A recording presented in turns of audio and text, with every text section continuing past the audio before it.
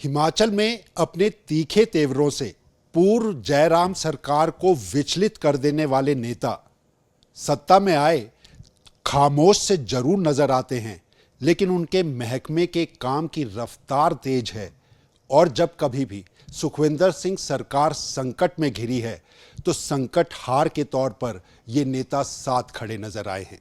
जी हां, हम बात कर रहे हैं हिमाचल के उप मुख्यमंत्री मुकेश अग्निहोत्री की।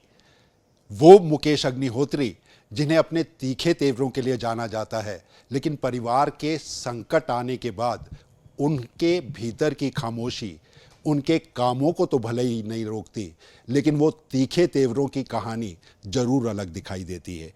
मुकेश जी, बहुत बहुत स्वागत आपका सूर्य समाचार में। मेरे को कई लोग मिलते हैं मुकेश जी, और अधिक से अधिक लोगों का सबका ये कहना है कि मुकेश अग्निहोत्री, हमें वो जो पुराने मुकेश अग्निहोत्री हैं वो वापस चाहिए, उनके वो तेवर वापस चाहिए।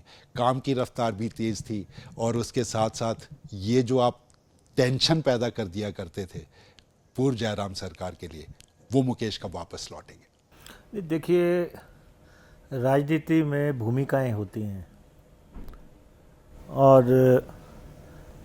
मैं पिछले 25 साल से विधायक हूं और लगातार विधायक हूं, और समय समय पे मुझे भूमिकाएं मिली। और जिस समय की आप बात करते हैं उसमें मैं नेता प्रतिपक्ष था, कांग्रेस विधायक दल का नेता था। उसके नाते मुझे एक भूमिका दी गई थी कि मुझे प्रदेश भारतीय जनता पार्टी की सरकार को हटा के कांग्रेस का रिजीम स्थापित करना था। तो उसके लिए जो रणनीति तय करनी थी, उसके लिए जिस एग्रेशन की ज़रूरत थी, उसके लिए जो ताप की ज़रूरत थी, जो मुद्दों की ज़रूरत थी, वो समय था, अलग समय। मुझे अभी भी याद है, बहुत अच्छे से याद है, जयराम बहुत विचलित हो जाते थे, सरकार बड़ी विचलित हो जाती थी जब भी आप बोलते थे, लेकिन अब जयराम बोलते हैं, आप खामोश रहते हैं। नहीं, देखिए, ऐसा है कि केंद्र में भारतीय जनता पार्टी की सरकार होने के बावजूद, डबल इंजन का दावा जताने के बावजूद, हमने भारतीय जनता पार्टी से सरकार छीन ली। वो एक अलग दौर था। उसके बाद सरकार स्थापित हुई और सरकार स्थापित होने के बाद मुझे डिप्टी चीफ मिनिस्टर का ओहदा दिया गया और मुझे कुछ विभाग दिए गए। तो उस समय जो पहला दौर था, उस समय मुझे सरकार लाने का काम था, और अब सुक्खू जी के पास सरकार चलाने का काम है और हमें उनका सहयोग करना है। तो आपको ये मालूम है कि हम एक सच्चे पक्के कांग्रेस के योद्धा हैं और कई दौर आए। लेकिन मुकेश जी, आप बिल्कुल बातें तो ठीक कह रहे हैं, लेकिन जयराम तो कह रहे हैं कि सरकार तो चल ही नहीं रही। नहीं, देखिए, जयराम जी अब प्रतिपक्ष के नेता हैं, उनको वो भूमिका निभानी है। अब जैसे आप कह रहे थे कि आप नेता प्रतिपक्ष के तौर पे एक कामयाब नेता के तौर पे माने गए, अब जयराम का मूल्यांकन होगा, क्योंकि नेता प्रतिपक्ष वो हैं, तो उनकी अलग भूमिका। पहले वो मुख्यमंत्री की भूमिका में थे। वो तो कहते हैं हमने तो कई संकट पैदा कर दिए, यहाँ तो सरकार ऐसा है, उनको जिस परिस्थिति में सरकार मिली थी, धूमल साहब चुनाव हार गए, वो मुख्यमंत्री बन गए, लेकिन वो कहते थे कि हम अब बार बार हमारी सरकार आएगी, लेकिन नहीं बचा सके। तो मुख्यमंत्री के बाद जो है वो सरकार नहीं बचा सके। लेकिन सरकार गिरने की परिस्थितियां तो हिमाचल में कांग्रेस की पैदा हो गई थी। ठीक है, भारतीय जनता पार्टी ने प्रयास किए, लेकिन प्रदेश में सरकार तो नहीं गिरा पाए। ऑपरेशन लोटस किया जरूर, और बड़ी ताकत से किया उन्होंने, इसमें कोई दो राय नहीं है। लेकिन और वो ऐसे ऐसे लोगों को तोड़ने में कामयाब हो गए जिनके बारे में सोचा नहीं जा सकता था। लेकिन उसके बावजूद उनका काम था, बीजेपी के लोगों का था कि हमने सरकार गिरानी है, हमारा काम था हमने सरकार बचानी है, और हम उसमें कामयाब हुए। लेकिन मुकेश जी, कहीं ना कहीं आपको ये तो लगा होगा कि वो लोग भी बचाए जा सकते थे, ये परिस्थितियां पैदा नहीं होने दी जा सकती थी। एक हाइपोथेटिकल अब क्वेश्चन है कि उनको बचाया जा सकता था। नहीं, बीती ताही बिसार दे आगे की सुधी ले, जो हो गया डन इज डन। तो किरदार तो नेता प्रतिपक्ष का साबित हो गया, वो तो कहेंगे हमने तो कर दिया। आधा अधूरा कोई तान छेड़ के तो फायदा नहीं होता। जब कोई नेता किसी चीज़ को अंजाम पे नहीं पहुंचा पाया तो आपने उसमें कमाई क्या की? आपने 9 MLOं को जो है अपने साथ जोड़ा और 6 की आपने विधायकशिप गवा दी। तो आपने 6 लोगों का जो है भविष्य से तो खिलवाड़ कर दिया। आप अपने लिए कुर्सी ढूंढते ढूंढते आपने कईयों की कुर्सियां गवा दी। चलो, अब हम इस प्रकरण में नहीं पढ़ना चाहते, क्योंकि ये बात करना कि जी सरकार गिराने के वो नज़दीक थे या सरकार गिरा रहे थे, लेकिन ये हकीकत है कि हमने सरकार नहीं गिरने दी तो नहीं गिरने दी। क्या आपको लगता है संकट टल गया है? नहीं, अभी हमारी 40 लोग हैं, हमारी स्थिर और स्थापित अब सरकार है। फिर से हम 40 हो गए, 40 थे 40 फिर से हो गए हैं। ठीक है, शोर मचाते हैं बार बार। नहीं, वो तो अभी भी उनको ये लगता है, ना तो पूर्व मुख्यमंत्री जयराम रुक रहे हैं और आपके तो मित्र रहे हैं हर्ष महाजन, वो तो लगातार इस बात को कह रहे हैं कि कभी भी कुछ भी हो सकता है। नहीं, देखो उनको अपनी राजनीतिक सर्वाइवल के लिए ये पोस्टर रखना पड़ता है। हालांकि मैं इस धारणा का आदमी हूँ कि राजनीतिक लड़ाई अपनी जगह है, वो हम लड़ते हैं।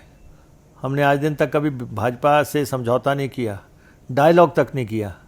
कोई कह दे, नहीं तो मैं जिस पोजीशन पे बैठा हूँ, जैसे हालात बने हैं, हमने डायलॉग तक नहीं किया, क्योंकि हम अपनी पार्टी के साथ पूरी ताकत से खड़े हैं। बाकी लोग अभी भी खड़े रहेंगे, क्योंकि कई बार चर्चाओं के उसमें ये आता है कहीं कांग्रेस में फिर बिखराव की परिस्थितियां पैदा ना हो जाएं। नहीं, देखिए ऐसा है कि राजनीति में प्रयास चले रहते हैं। वो विपक्ष में हैं, वो शॉर्टकट मारना चाहते हैं। हम शॉर्टकट को जो है संभव होना नहीं देना चाहते। तो ये बातें चलती रहेंगी। और संकट हार के तौर पर इतना जरूर है, मैं आपको ये कहूँ कि मेरा कंसेप्ट थोड़ा अलग है। मैं राजनीतिक विरोधियों को राजनीतिक दुश्मन नहीं मानता हूँ। विचारधाराओं का अंतर है, नीतियों कार्यक्रमों का अंतर है, सोच में अंतर है। हम कांग्रेस की आइडियोलॉजी से प्रेरित हैं, वो लोग एक अलग विचारधारा से आए हैं। कुछ लोग, हालांकि अभी तो कुछ लोगों के लिए तो विचारधारा कुछ रही नहीं है, सत्ता की विचारधारा भी है। लेकिन हमारा बिल्कुल स्पष्ट है कि हम राजनीतिक विरोधियों को दुश्मन नहीं मानते। लेकिन सरकार से बहुत लोग खुश हों, क्योंकि सवाल उठाया यही जाता है कि सरकार से लोग खुश नहीं हैं। अलोकप्रिय फैसले, आपके फैसले सरकार के इस तरीके के आने लग गए हैं, लेकिन उनसे ज़्यादा अगर कहीं बचने की ज़रूरत है तो वो कांग्रेस के खुद के लोगों के साथ, कांग्रेस के खुद के नेताओं के साथ और ख़ास तौर पर कार्यकर्ताओं के साथ। लोगों को लग रहा है कांग्रेस की सरकार है ही नहीं।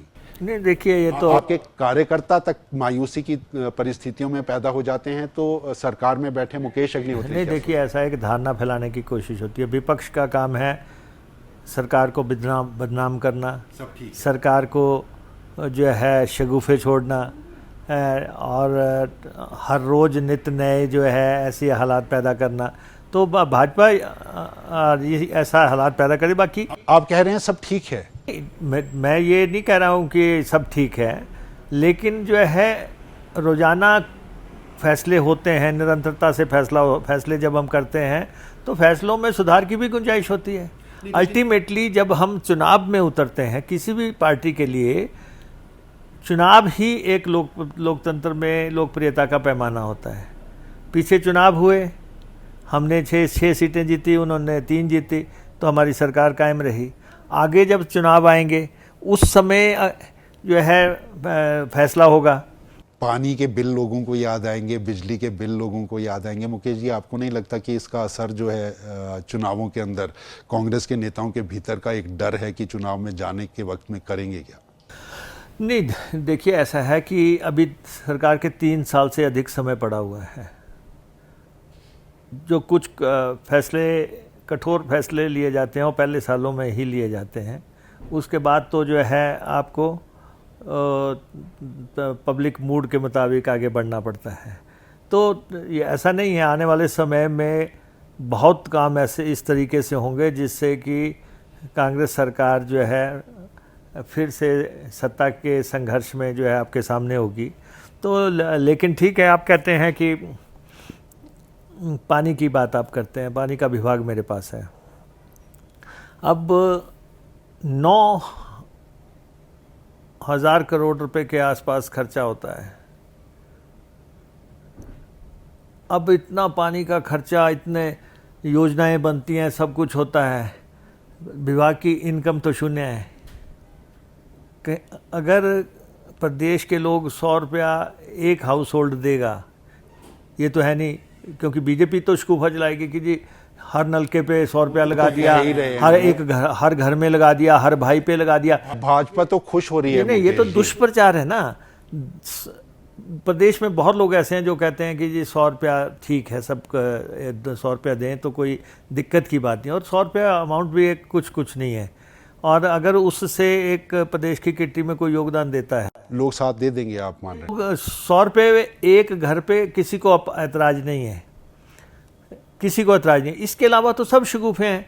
कोई कह रहा है कि जी सीवरेज का टैक्स लगा दिया, कोई कह रहा है जी टॉयलेट का टैक्स लगा दिया। ये सब ये है शगुफे हैं। टॉयलेट टैक्स से आप बताइए, आप हिमाचल में रह रहे हैं, क्या आपके टॉयलेट पे टैक्स है? टैक्स लगा तो नहीं, लेकिन नोटिफिकेशन का जिक्र तो है। आप नोटिफिकेशन, जिन लोगों को पढ़नी नहीं आती नोटिफिकेशन, आप उनकी क्या बात करते हैं? प्रदेश में ऐसे ऐसे ओहदों पे रह लिए, बड़ी बड़ी कुर्सियां से रह ली, रोजाना नोटिफिकेशनें जारी करते रहे, नोटिफिकेशन नहीं पढ़ते, नोटिफिकेशन पढ़नी नहीं आती। नोटिफिकेशन किस नोटिफिकेशन में है? लेकिन वो तो वही नोटिफिकेशन को दिखा के तो आप कागज में ऐसे आपको दिखा देता हूं, मैं कह दूंगा ये फलां ने जारी किया। आप बताओ कि किस नोटिफिकेशन में ये लिखा है कि प्रदेश के रूरल इलाके में कोई टैक्स लगेगा, टॉयलेट टैक्स लगेगा या सीवरेज टैक्स लगेगा? किस नोटिफिकेशन में लिखा है? या अर्बन एरिया में लगेगा? नोटिफिकेशन के पार्ट्स 1, 2, 3 सारे पढ़ लो। सही आरोप नहीं था आप ये नहीं, ये तो एक शगुफा है। आप प्रदेश में रहने वाले हैं, सबको पता लग जाएगा।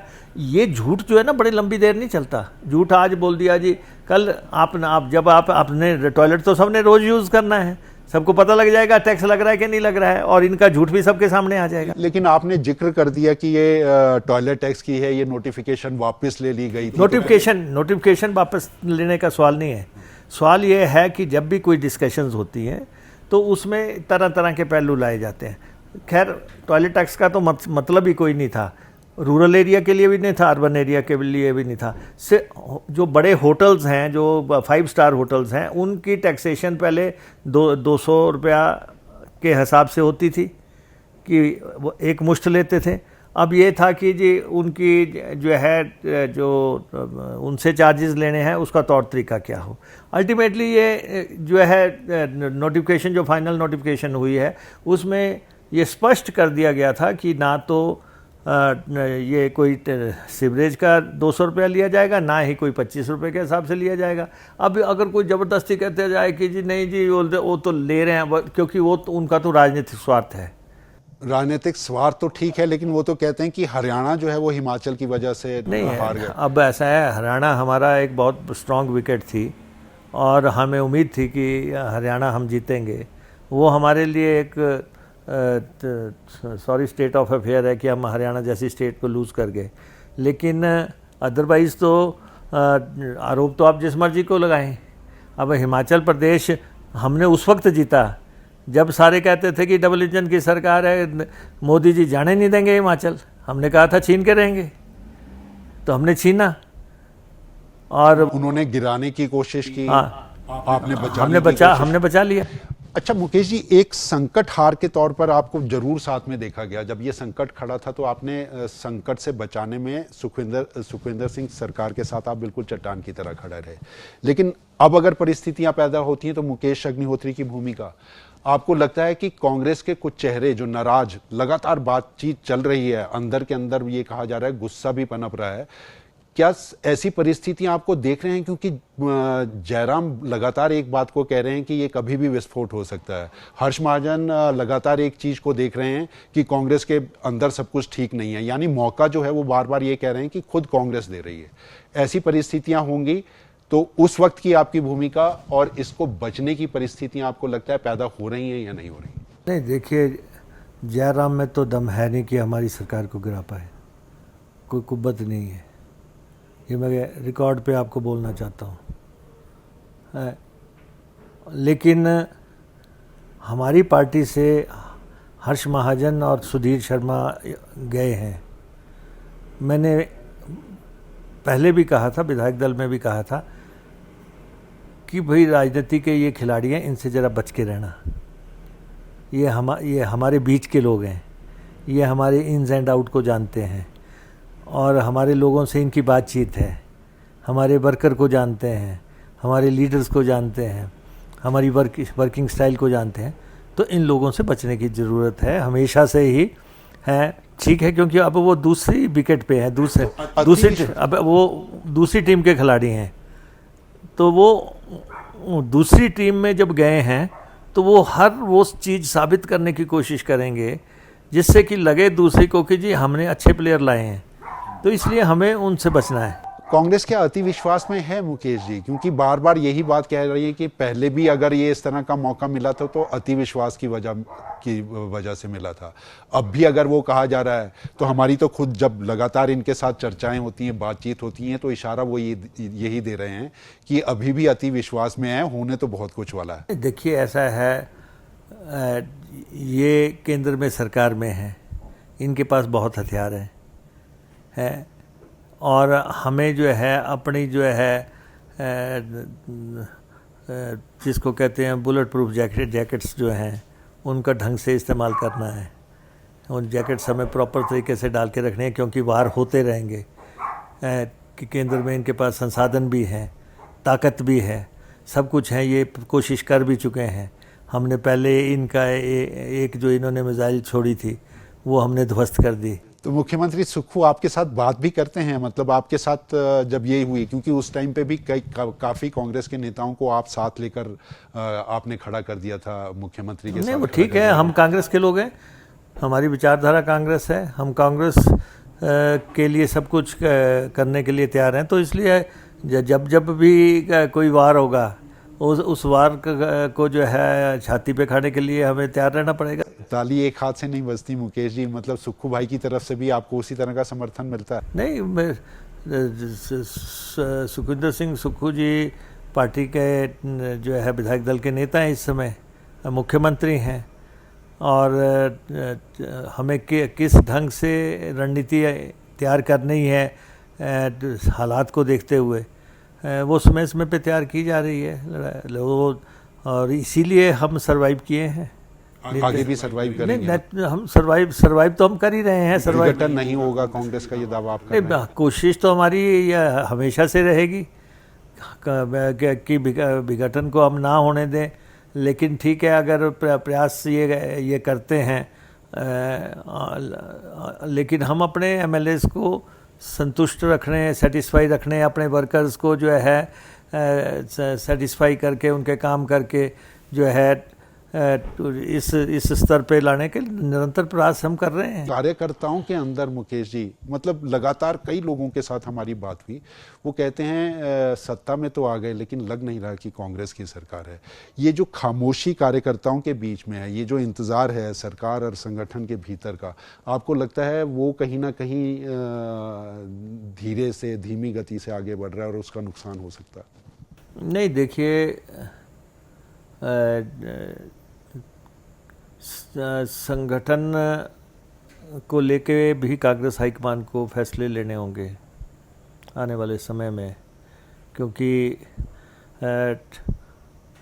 हमें आने वाले समय में पार्टी की एक्टिवाइज कैसे करना है, उसको एक्टिव कैसे करना है, गांव-गांव में द्वारा से सम्मेलन कैसे शुरू करने हैं, वर्कर से कैसे मिलना है, वो एक प्रोग्राम हमारी प्रदेश की अध्यक्षा उनके साथ बैठ के हमें कार्यक्रम तो बनाना पड़ेगा, क्योंकि संगठन के बगैर सरकार नहीं चल सकती। हरियाणा में हार की एक सबसे बड़ी वजह है हमें संगठन के बगैर सरकार नहीं चल सकती। संगठन हमें अपना चुस्त दुरुस्त करना पड़ेगा, हमें अपने बूथ कमेटियां बनानी पड़ेंगी, हमें अपने वर्कर को किस ढंग से अधिमान देना है, कैसे हमने उनको, तो वो आने वाले टाइम में एक्सरसाइज होगी निश्चित तौर पे। और कांग्रेस हाईकमान इस पे वर्क कर रहा है।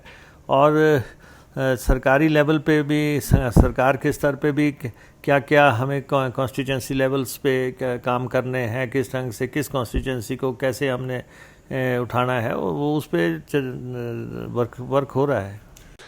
मुकेश जी, आपके मंत्रालयों की बात करते हैं। हिमाचल में परमार के वक्त में एक बात कही जाती थी और लगातार मैं इस बात को सुना करता था कि हिमाचल में सेब को सड़क और संतरे को पानी चाहिए।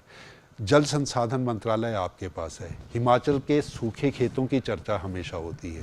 आपने फिनासिंग प्रोजेक्ट हो, नए जो ये पानी की परियोजना है जो खेत तक पहुंचाना, एक पीने का पानी और दूसरा खेत तक पहुंचाने का, आपको लगता है इसमें कोई बड़े बदलाव जो हैं हमें जल्द आने वाले वक्त में देखने को मिलेंगे? देखिए, ऐसा है कि ये जो हमारा जल शक्ति विभाग है, इसके कई कंपोनेंट्स हैं।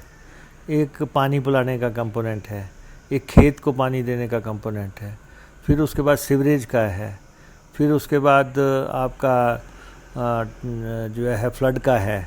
कई तरह के कंपोनेंट्स हैं। समहाउ मोदी साहब के टाइम में एक फैसला हुआ कि हमने जल जीवन मिशन चलाना है, पानी पीने को ही पैसा देना है, तो उसमें खेत के पानी के पैसे में कमी आई है, फ्लड को कमी आई है, ड्रेनेज में कमी आई है। ये सब जो बाकी सेक्टर्स हैं उनको पैसा नहीं आया है, सिर्फ एक ही सेक्टर में पैसा आया है। और नलके लग गए हैं, लेकिन स्कीमों को जो है किस ढंग से हम उनको फीड करना है उन नलकों को, उसके बारे में काम करने की बहुत बड़ी ज़रूरत है। तो हम लगे हुए हैं और खेत को पानी पे भी हमने कंसंट्रेट किया हुआ है। और एक बात मैं आपको बता देता हूँ कि हिमाचल प्रदेश जब बना था तब उसमें भी ये पता था कि ये कोई फाइनेंशियली वाइबल स्टेट नहीं है और इसके लिए केंद्र को मदद करनी पड़ेगी। इंदिरा जी ने जब हिमाचल को स्टेट दिया तो ये बात थी कि हिमाचल प्रदेश के लोगों की पॉलिटिकल एस्पिरेशंस पूरा करने के लिए स्टेट दिया गया कि इनकी अपनी सरकार होगी, अपने एमएलए होंगे, सब कुछ होंगे। लेकिन उसमें भी ये पता था कि इसका टैक्स बेस वैसा नहीं है, इसका पैसा की ज़रूरतें इसको रहेंगी। हमारे टैक्स के दो ही तो मेजर बेस हैं, एक हमारे पास शराब से इनकम है, दूसरा हमारे पास पेट्रोल डीजल से इनकम है, और इसके अलावा जो है हमारा थोड़ा बहुत इनकम जो है पावर प्रोजेक्ट से है। तो इसके अलावा हमारा कोई बहुत बड़ा टैक्स बेस नहीं है। और हम उन राज्यों में जहाँ पे टैक्स बहुत है, चाहे वो आप महाराष्ट्र ले लो, गुजरात ले लो, या दिल्ली ले लो, या ऐसे राज्य हैं जिनके पास बहुत हैं, उस मुकाबले में हमें जो है थोड़ा नीतिगत फैसले जो है वो सोच समझ के लेने पड़ते हैं। लेकिन फिर भी हमारी स्टेट ऐसा नहीं है कि अब जैसे ये आरोप लगा रहे हैं कि नहीं फाइनेंशियल मिसमैनेजमेंट हो गई और दिवालिया पिट गया और ये हो गया। लेकिन दिखा तो आप ही की तरफ से दिया गया था। ये आरोप उन लोगों का है कि हमारी वजह से नहीं, ये तो खुद सरकार की वजह से। निहाल जी, मैं वैसे ये आपको ये बता देना चाहता हूँ, सरकारों की हालात हमेशा ऐसी रहती हैं। ये ऐसा नहीं है कि अभी कोई ऐसे हालात पैदा हो गए। डॉक्टर परमार के समय से, वीरभद्र सिंह जी से लेके शांता जी के समय से, या धूमल जी के समय से सरकारों की हालात ऐसी ही रहती हैं, उसके बीच में से ही चलना पड़ता है। लेकिन बोल सिर्फ आपकी सरकार नहीं है। हमारे को कोई ऐसा है कि हमारी कोई रिजर्व बैंक ने कोई ऐसा ही कोई एडवाइजरी तो नहीं जारी कर दी है जिसमें कहा होगी कि हिमाचल सरकार जो है उनका दिवालिया निकल गया है और इनसे बचो, कोई ऐसी बात है? हम ठीक है, हम समय समय पे फाइनेंशियल जो रेगुलेशंस हैं उसके मुताबिक काम कर रहे हैं और ठीक है एक आधी बार तनख्वाह आगे पीछे हुई है, लेकिन कुल मिला के ऐसी स्थिति नहीं है। और देश में कौन सी ऐसी सरकार है जो कर्जा नहीं ले रही है? पंजाब सरकार पे कितना कर्जा, 3-4 लाख करोड़ रुपए कर्जा है। दिल्ली में मोदी जी की सरकार पे कितना कर्जा है। और 2014 में आए थे और 2000 आज जो है 24 में उनके ऊपर कितने गुना कर्जा बढ़ा है। मुकेश जी, खुद मुख्यमंत्री लगातार इस बात को जरूर कहते रहे हैं कि हम अपने प्रदेश को पैरों पर खड़ा करने की कोशिश करेंगे, लेकिन फाइनेंस रिसोर्स मोबिलाइजेशन के अंदर कई कमेटियों का अध्यक्ष आपको बनाया गया, उसमें फाइनेंस रिसोर्स मोबिलाइजेशन वाला भी है। आपको लगता है कि पैसे की दरकार कभी प्रदेश ऐसे अपने पांव पर खड़ा हो सकेगा कि केंद्र की बगैर मदद के साथ खड़ा हो जाए? क्योंकि ये बहुत ज़्यादा पर्वतीय राज्यों के साथ समझ नहीं आता है, लेकिन इसमें केंद्र की उदार मदद, आपको लग रहा है कि केंद्र की उदार मदद की जिस तरह से भरोसे के साथ जरूरत थी, वो अगर सत्ता में दिल्ली में कोई और सरकार बैठी हो, हिमाचल की कोई और हो, तो उसमें फर्क पड़ेगा? देखिए, हम कहते हैं कि हम फेडरल स्ट्रक्चर में रह रहे हैं, केंद्र की सरकार को हिमाचल प्रदेश की मदद करनी चाहिए। वो तो कह रहे हैं दे रहे हैं, उनको करनी भी चाहिए। और सेकेंडली, हिमाचल प्रदेश से अब लगभग 8 MP हैं, 7 सीटें हैं, जिनमें 4 लोकसभा के MP हैं, जिनमें 3 राज्यसभा के MP हैं। उसके अलावा नड्डा जी भी हिमाचल से ही हैं, तो 8वीं सीट वो हो गई।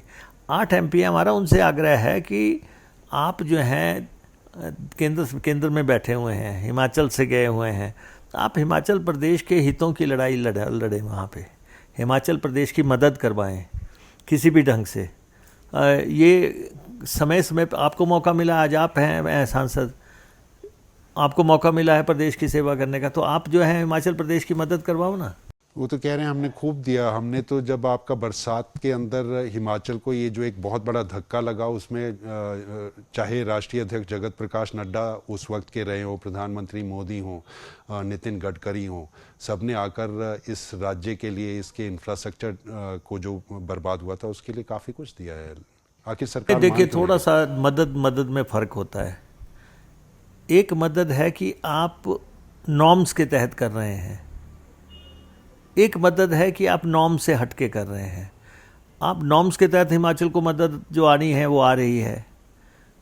अच्छा, कभी वो मदद जो है आपने एक किश्त कभी एडवांस कर दी, जैसे अभी भी सेंट्रल असिस्टेंट की मदद की किश्त एडवांस कर दी, वो तो फिर कट जाएगी हमारी। एक होता है कि ओवर एंड अबव मदद कर दी आपने स्थितियों को देखते हुए कि भाई इतना बड़ा, तो वो जो बात करते हैं, जो वो गणना करते हैं, वो करते हैं उन चीज़ों को गिनते हैं कि जो स्टेट को मिलना था, PMGSY के तहत जो मिलना था उसको वो मदद में काउंट कर देते हैं। जल जीवन मिशन के तहत जो पैसा आना है उसको वो मदद में काउंट कर देते हैं। और जो हमारी NDRF SDRF वगैरह की जो किश्तें आती हैं उसको वो मदद में गिनते हैं, जबकि ये हमारा पैसा है, ये हमें आना है। 18 से 20 हजार करोड़ रुपए उनका दावा है। ये वक्त में जो इंस्टॉलमेंट आपकी आपदा राहत इसकी उस पर भी मिलती रही, लेकिन इतना पैसा दिया गया है। नहीं, देखिए, किश्त देना और मदद देना वो दो अलग बात है। हम जो वकालत कर रहे हैं, हम मदद की वकालत कर रहे हैं प्रदेश की परिस्थितियों को देखते हुए। बाकी तो ठीक है, देना ना देना उनकी इच्छा है। लेकिन इतना मैं जरूर कहता हूं कि जयराम जी ने अपने समय में एक भी बार रिसोर्स जनरेशन कमेटी की मीटिंग नहीं की। प्रदेश के संसाधन आय कैसे बढ़ाए जा रहे हैं।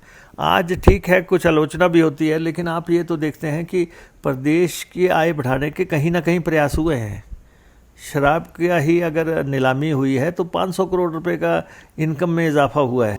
यानी ये खतरा लेने के लिए कांग्रेस तैयार है, भले ही इसमें अलोकप्रियता का ग्राफ जो है वो कांग्रेस का गिरे। आप भी ये मानकर चल रहे हैं कि ये खतरा लेना जरूरी है इस राज्य को? देखिए, ऐसा नहीं है, हमें मिक्स करके चलना है, हमें अपनी गारंटियां पूरी करनी है। देखो, मैं तो बड़ा स्पष्ट हूँ, जो हमने गारंटियां दी हैं, जो हमने वायदे किए हैं, हमें वो पूरे करने हैं। और जब तक विधानसभा के इलेक्शन आने हैं उससे पहले हमें अपने गारंटियों को अंजाम पे पूरी तरह चढ़ाना है। तो मैं ये मानता हूँ कि ये जो दो तीन वादे हमारे हैं, वो ओल्ड पेंशन स्कीम का हमने वायदा किया था, वो हमने इम्प्लीमेंट भी 10 कुल गारंटी थी। नहीं, चलो उसमें आप 2-3 गारंटियाँ जो है वो ज़्यादा महत्वपूर्ण है। उसमें एक तो है OPS का, ओपीएस लागू की हमने, तो ट्रांसपोर्ट में भी कर दी है, मेरे पास डिपार्टमेंट है। उसके बाद सेकंड है कि महिलाओं को 1500 रुपये देने का। ये हम मुश्किल से दें, तंग होके दें, परेशान होके दें, लेकिन हमको देना है। ये हमारी गारंटी है, ये हमारी नेता ने ऐलान किया था और ये हमें देना है। लेकिन उतनी महिलाओं को, जितनी महिलाओं को कहा था आबादी के हिसाब से हर महिला नहीं, को समय के साथ साथ ये सबको, ये जो हमारा वायदा है ये हमें फलीभूत करना ही करना है। और तीसरा वायदा था हमारा बिजली का 300 यूनिट का। ये वायदा जो है हमें कैसे इम्प्लीमेंट करना है, इन वायदों को हमें, गारंटियों को हम आने वाले समय में पूरा करेंगे। लोग डर रहे हैं मुकेश जी, उनको लग रहा है पानी का आप बिल लेने लग गए, ग्रामीण पानी का क्षेत्रों बिल में कुछ भी आपने नहीं बढ़ा है। दिया, नहीं, पानी, बिजली के आपने नहीं, देखिए ऐसा है, ये जो पानी का बिल तो कुछ भी नहीं है, पानी का बिल कुछ भी नहीं है। और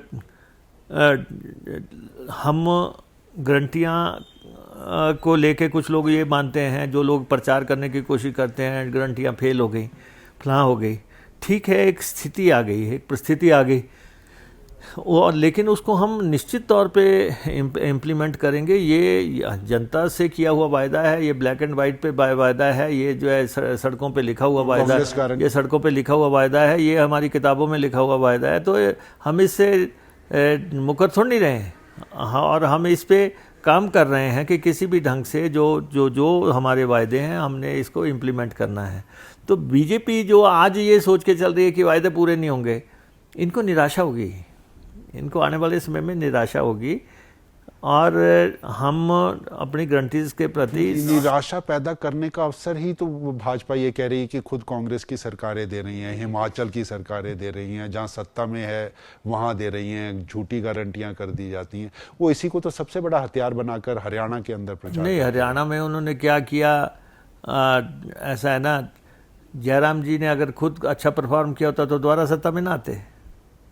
उन्होंने तो कहा था हम ओपीएस देंगे ही नहीं। बावजूद इसके वो अभी ये जो आपका महाराष्ट्र है वहां करेंगे, झारखंड है वहां करेंगे, वो तो पता आने वाला वक्त दिल्ली नहीं, का है, वो तो देखो, उन्होंने जो करना है, हमें कैसे काउंटर करना है वो हमें देखना है। लेकिन हम आपको ये कहना चाहते हैं कि जब सरकार में आए हैं, कुछ बड़े काम हैं जो हो जाने चाहिए। अब जैसे बड़े कामों से मुकेश जी आपके मंत्रालय का, क्योंकि हिमाचल प्रदेश के अंदर एक बहुत बड़ी चीज़ थी, और आप ही के उसमें जो शिमला राजधानी के अंदर रोपवे प्रोजेक्ट लगना है। कई रोपवे हैं, प्रोजेक्ट्स हैं, लेकिन आपको ये लगता है कि याद करने वाला इतिहास में अगर कोई फैसला होगा तो शिमला का जब ये रोपवे बन जाएगा, कब तक बन जाएगा, और कितना आपको लगता है कि ये फ़ायदा आधार जो है इसको मिलेगा? देखिए, शिमला का रोपवे जो है ना 1734 करोड़ रुपए का है। अभी मैं नेता प्रतिपक्ष को सुन रहा था, ये मैंने किया, ये मैं नहीं होनी चाहिए। राजनीति में मैं शब्द ही नहीं है, राजनीति में हम शब्द हैं। शुरुआत तो कर दी गई थी, लेकिन मुकेश जी पैसा लाना भले ही मुश्किल होता है, लेकिन शुरुआत तो नहीं, ऐसा है ना, सोच रखना और उसको इम्प्लीमेंट करना। डीपीआर तक तो बनी नहीं थी। डीपीआर हमने बनाई, मैं आपको कल दिखाऊंगा डीपीआर। 12.5 करोड़ रुपया डीपीआर के लिए दिया, विदेश से कंसल्टेंट हायर किए, डीपीआर बनाई है आपने। जिसका डीपीआर ही नहीं आपने बनाई, उसको आप कैसे कह सकते हैं कि ये मैंने कर दिया?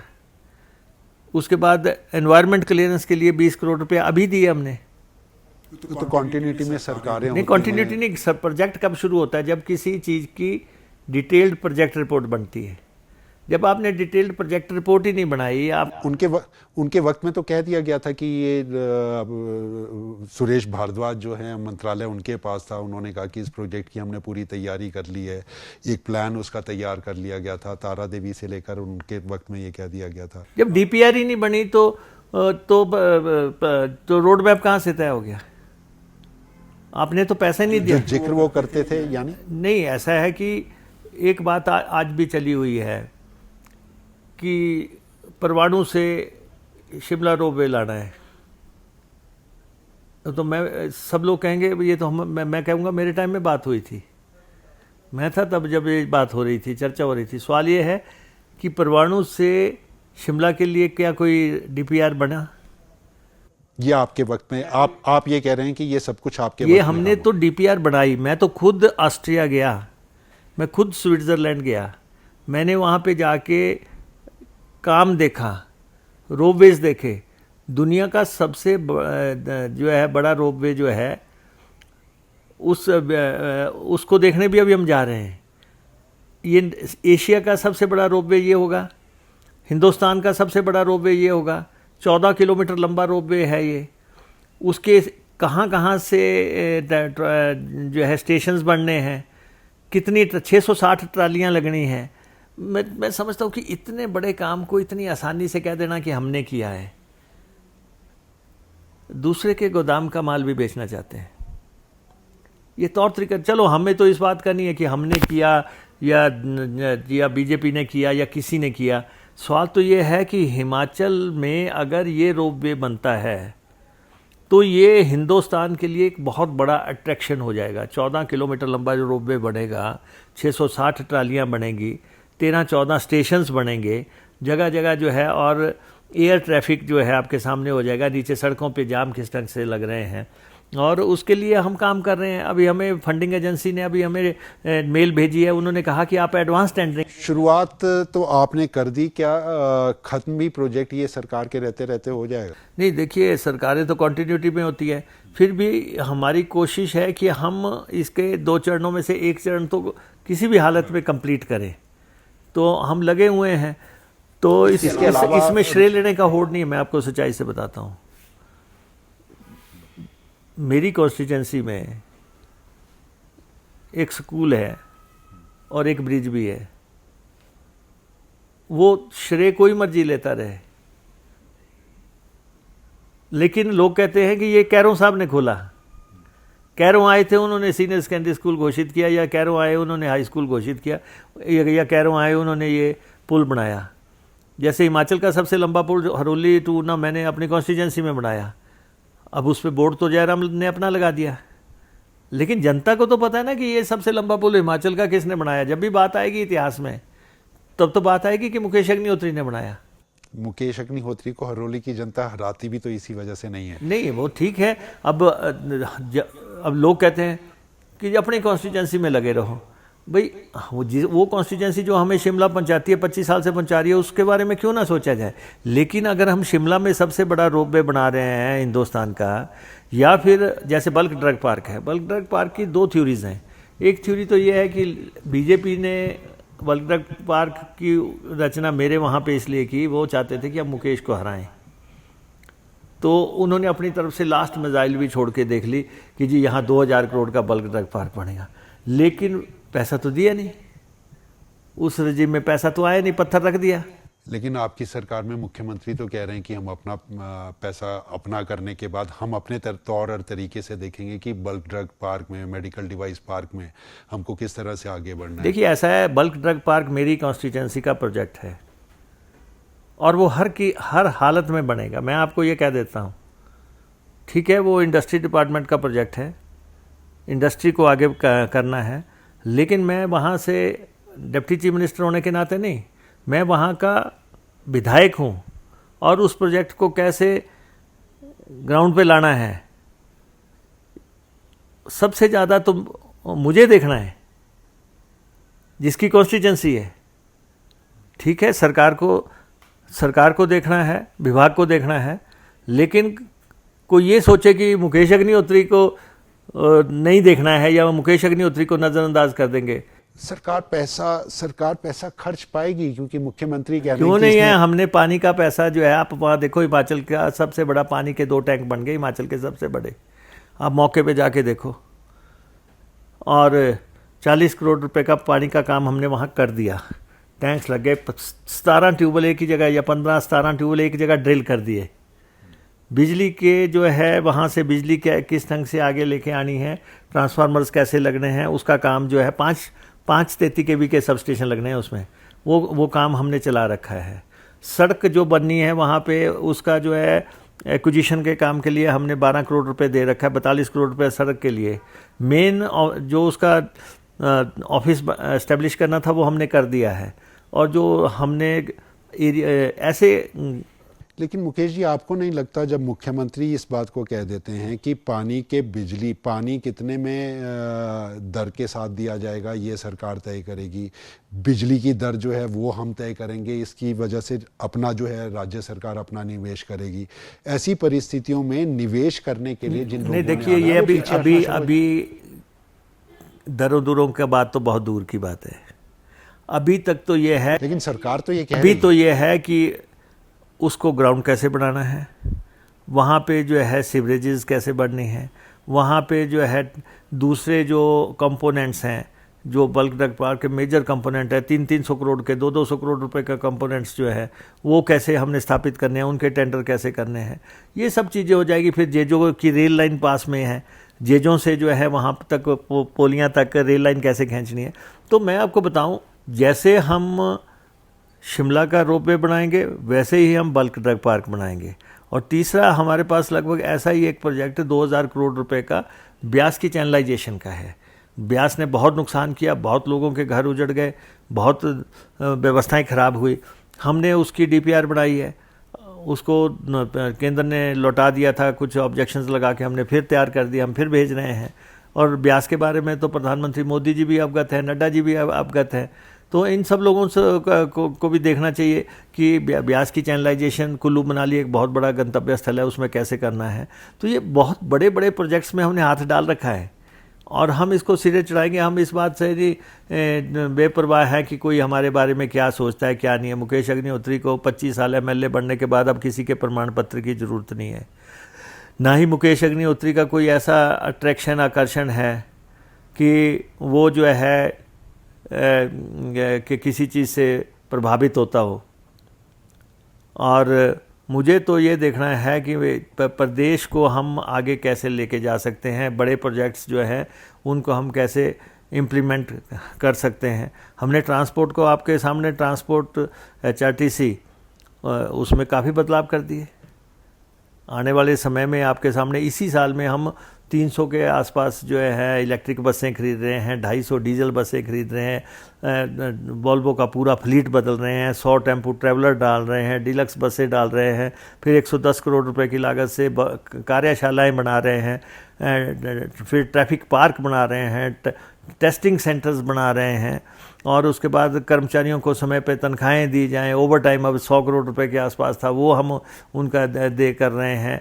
उनका मेडिकल अलाउंस हम दे रहे हैं, 55 महीने से पैसा नहीं मिला। हम कर रहे हैं जो हम 50वां साल। लेकिन आप साथ साथ में रियायतें जो पूर्व में मिला करती थी, चाहे वो पुलिस कर्मचारी हैं चाहे ये हैं, वो भी तो आप बंद कर रहे हैं। नहीं, देखिए ऐसा है, रियायतों से HRTC को रोजाना 50 लाख रुपए का नुकसान होता है, लेकिन हम फिर भी दे रहे हैं। महिलाओं को 50% ट्रैवलिंग फ्री है।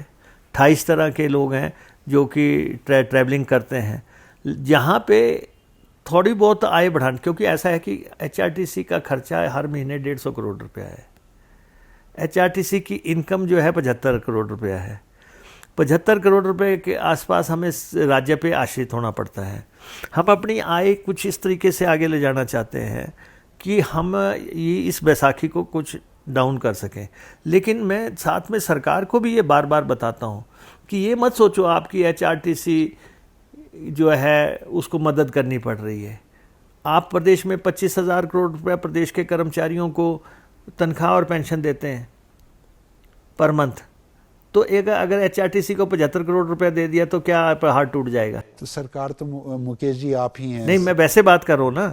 जब हम 25,000 करोड़ रुपया बाकियों को दे रहे हैं तो 75 करोड़ रुपया उस संगठन को देना जो कि प्रदेश के 70 लाख लोगों को रोजाना जो है ट्रैवलिंग का साधन देती है, जिसमें रोजाना 5 लाख लोग चलते हैं, जिसमें कि जो है लोगों को दूर दराज दुर्गम ट्राइबल इलाकों तक पहुंचाते हैं।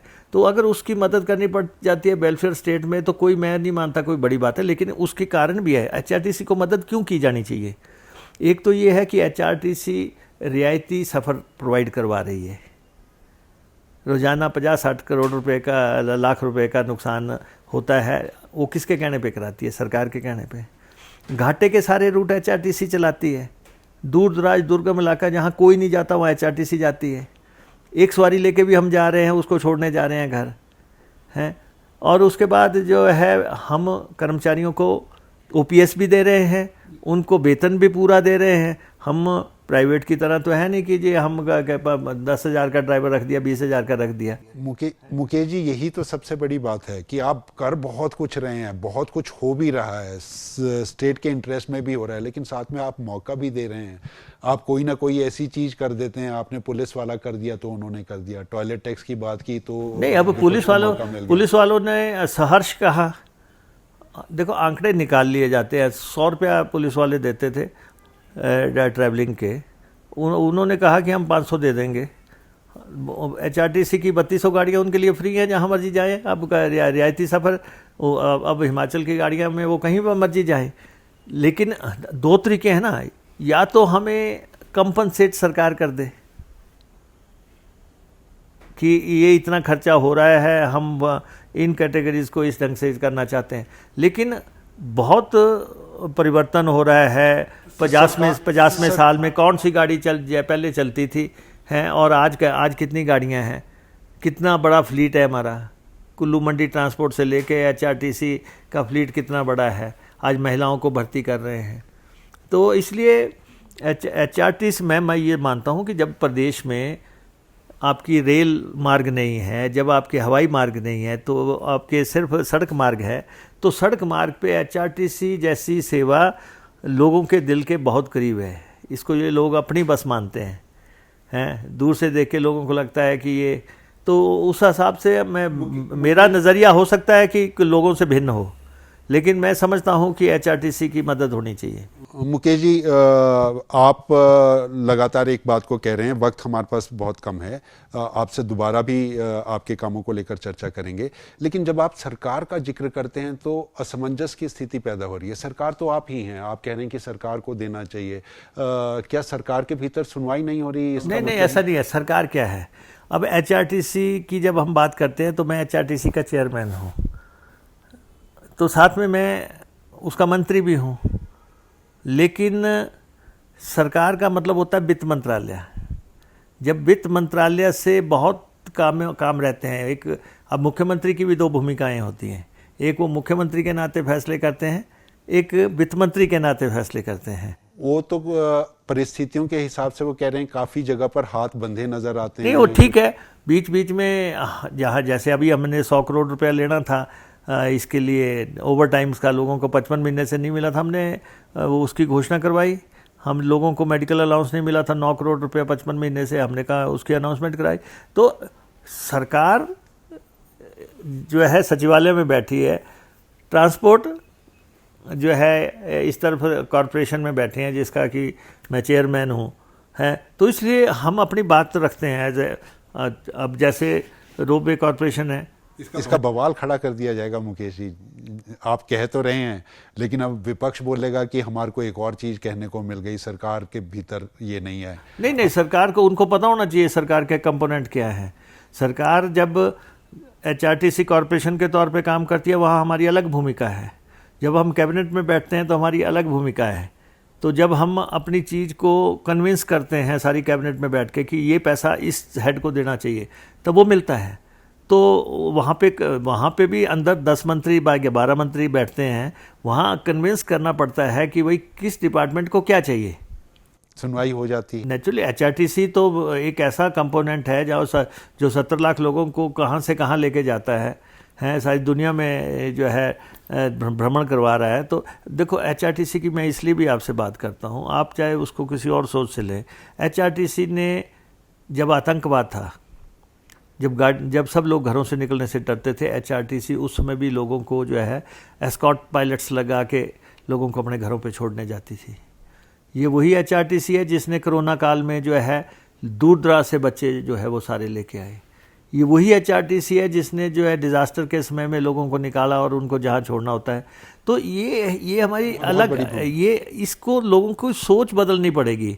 इसको लेके जब कोई बात करता है ना तो मुझे बड़ी पीड़ा होती है, मुझे दर्द होता है कि एक ऑर्गेनाइजेशन आप जो कि 20 करोड़ किलोमीटर चलती है और उसको आप जो है इतना हल्का से कीजिए। HRTC की बस को धक्का लगाया जा रहा था।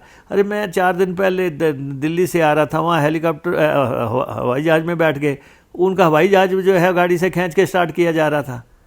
चीजें ठीक हो जाएंगी मुकेश जी, वित्त मंत्री सुन लेंगे, सरकार सुन लेगी। ऐसा है कि सरकारों में चीज़ें ऐसे ही होती हैं, जिसका जोर हो गया वो ले जाता है। हम अपने प्रोजेक्ट्स के लिए पैसा ऑर्गेनाइज कर लेंगे, हम कर रहे हैं। हमारे बड़े प्रोजेक्ट्स हैं उनके लिए ऑर्गेनाइज कर रहे हैं। हम पानी के विभाग में लगातार, आप देखो फिनांसिंग का प्रोजेक्ट 12 साल से खड़ा था, हम 300 करोड़ रुपए ले आए दिल्ली से। हमने क्या प्रयास किया? हमारे पैसे जो है PMKSY में रुके पड़े थे, अभी हम पैसा ले आए। JMM की पहली किस्त 137 करोड़ रुपए की हम ले आए, हम मिल रहे हैं जाके। किसी को ऐतराज होता हो, लेकिन जो चीज़ हमें जहाँ से लानी है हम तो उसको हासिल करेंगे। एक अंतिम सवाल मुकेश जी, और ये अंतिम सवाल इसलिए क्योंकि लगातार इस बात का जिक्र बार बार फिर आ रहा है, लगातार इस बात को कहा जा रहा है कि कांग्रेस के अंदर विघटन की परिस्थितियां फिर पैदा हो सकती हैं। सरकार चलेगी, 5 साल चलेगी, विघटन नहीं होगा, ये मुकेश अग्निहोत्री दावा करते हैं। ऐसा है, we will cross the bridge when it comes. हम किसी परिस्थिति से घबराते नहीं हैं। जैसी जैसी परिस्थितियाँ आती जाएंगी उनसे निपटने के लिए रणनीतियाँ बनती जाएंगी। अन्यथा हमारा ये है कि विपक्ष रचनात्मक विपक्ष की भूमिका निभाए, सरकार गिराने का काम, ये काम छोड़ के कंस्ट्रक्टिव काम करे। आप देते है नहीं। नहीं, ऐसा है कि टाइम वेस्ट कर रहे हैं, वो टाइम की बर्बादी है। उनकी जो भूमिका है, उनको जनता ने कहा कि आप 5 साल जो है विपक्ष की भूमिका निभाए हैं, उनको विपक्ष की भूमिका निभानी चाहिए। ये तोड़ फोड़, ये जो है प्रलोभन, ये फलां है, इससे बदमज़गी होती है और समय की बर्बादी होती है। चुनाव आएंगे, उसमें तरीके से लड़ना देखेंगे, जिस दिए में जहाँ होगी वो रह जाएगा। तो फिलहाल तो हमें हिमाचल के विकास को कैसे आगे लेके जाना है, सबको मिलके कैसे हिमाचल का विकास करना, उसका प्रयास करना चाहिए। हमारा आग्रह रहेगा हमारे भाजपा के साथियों से भी कि आपने काफ़ी प्रयास कर लिया, आप नाकाम रह गए, अब आप जो है सरकार को विकास की तरफ ध्यान केंद्रित करने दें। बहुत बहुत शुक्रिया मुकेश जी, और आपको शुभकामनाएं। आप अपने तीनों मंत्रालय जो आपके पास हैं उसमें इसी रफ्तार से काम करते रहें। लेकिन बहुत लोगों ने जो बात कही थी कि पुराने मुकेश अग्निहोत्री को, वही तीखे तेवरों वाले मुकेश अग्निहोत्री को भी वो देखना चाहते हैं। पारिवारिक दुख आपका बड़ा है, लेकिन आपको वापस लोग उसी रूप में भी देखना चाहते हैं। हम इसी शुभकामनाओं के साथ बहुत बहुत शुक्रिया आप सूर्य समाचार का। धन्यवाद। तो ये थे हमारे साथ उप मुख्यमंत्री मुकेश अग्निहोत्री। भले ही वो अपनी बातों को खुलकर इस शब्दों के साथ ना कहें कि सरकार, पैसा जो मंत्रालय के अंदर अपने ही मंत्रालय को चलाने के लिए दिया जाना है, वो सरकार कौन है उसका जिक्र वो भले ही सीधे तौर पर ना करें, लेकिन इतना जरूर है, हिमाचल प्रदेश में सुखविंदर सिंह सरकार जब भी संकट में खड़ी हुई तो मुकेश अग्निहोत्री और सुखविंदर सिंह ठाकुर एक होकर कांग्रेस की नाव को पार लगाते दिखाई दिए। कोशिशें, चर्चाएं और बातें फिर दोबारा से उठ रही हैं कि कांग्रेस के भीतर का मौका एक और सत्ता के ऑपरेशन लोटस को वक्त दे सकता है, लेकिन इससे साफ इनकार उप मुख्यमंत्री मुकेश अग्निहोत्री ने किया है। उन्होंने कहा है कि भाजपा को चाहिए कि अब उस राज्य के बेहतर चेहरे को बनाने के लिए वो सरकार का साथ दें।